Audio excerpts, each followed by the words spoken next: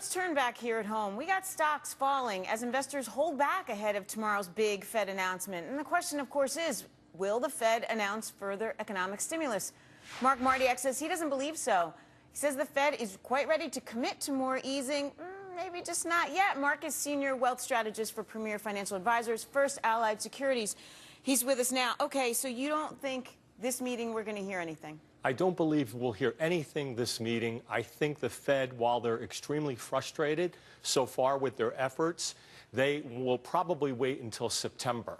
And I think there's a lot to consider for them right now. But I think they've done everything they could right now, and they're going to wait and see. And at this point, the market probably won't see what it's hoping to see, and that is the announcement for another round of quantitative easing. So then, that being said, the market probably will sell off on the disappointment. Does that become a buying opportunity? Anytime there's more transparency, especially when it comes out of a FOMC meeting, it does. If the market sells off, there is a buying opportunity out there. In fact, I'm advising my clients that the market is in the process of consolidating for a second half rally. So I think also the market, because of what we've been seeing the last few days, we haven't seen much in the way of gains. The market is anticipating that there won't be any news at this point.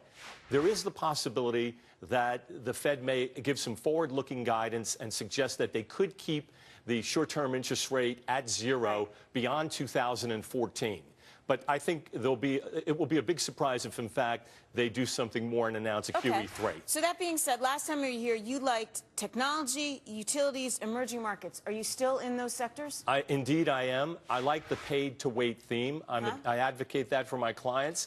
I think that you have to be defensive in these times. I like telecom. I like pharmaceuticals. And by getting paid to wait, you're referring to dividends? I'm referring to dividends and dividend growth-paying stocks. So companies that have a real strong history of increasing their dividends. So I like those sectors. Again, telecom, utilities, pharmaceutical. I like real estate. I really feel the real estate sector is starting to rebound very nicely right now, and that's a place to be in REITs in particular, traded and non-traded REITs. But how long are we talking about here? I mean, if you're talking about potentially September, another announcement, are these long-term holds, or are these holds, or buys, I should say, through September? I think it's important for all investors to be defensive through December until we get more clarity.